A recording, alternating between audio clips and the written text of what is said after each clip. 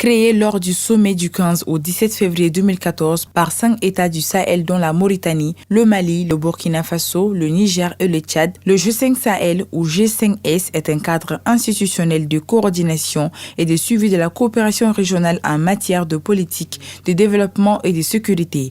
Ce groupement d'États s'est doté d'une convention signée le 19 décembre 2014 et le siège de son secrétariat permanent en Mauritanie. Ce dimanche 15 mai 2022, le gouvernement du Mali a fait un communiqué annonçant le retrait du Mali pour motif la non-tenue de la session ordinaire de la conférence des chefs d'État des pays membres du G5 Sahel. Nous avons donné la parole à quelques citoyens qui sont d'accord avec ce retrait. On adhère dans une organisation, dans un groupement pour des intérêts, pour un certain avantage. Lorsqu'on constate qu'après quelques années qu'il n'y a pas d'avancée, ce qui est recherché n'est jamais obtenu. Et surtout avec les pratiques ces derniers temps, alors on voit que tout se fait comme si c'était contre le Mali. Ça n'a pas d'impact. Le fonds qu'on alloue alors peut nous servir d'autres choses. Voilà. Donc l'argent que le Mali dépense dans le CRS anglais, ça peut nous donner autre opportunité. Et on a chassé RFI, France 24, il fallait sortir des G5. C'est une très très bonne chose. Vraiment, nous les Maliens, on est fiers d'être Maliens.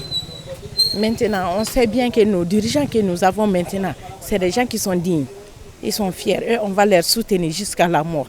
Et on est prêt à les... Bon, je crois que c'est plus spectaculaire qu'efficace, quoi. En réalité, le G5 n'existe pas. Le G5 n'a jamais fonctionné. Cependant, cet avis n'est pas partagé par d'autres citoyens. 99% des Maliens sont en train d'applaudir la décision.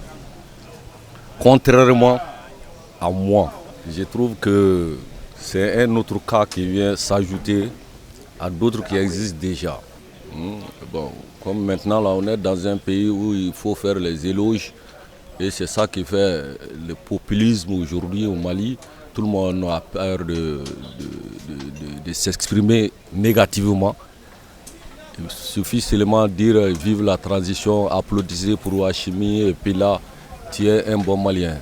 Ainsi, dans le dit communiqué, le gouvernement du Mali affirme qu'en conséquence, le gouvernement de la République du Mali décide de se retirer de tous les organes et instances du G5 Sahel, y compris la force conjointe. À quoi doit-on s'attendre après ce retrait? L'avenir nous le dira.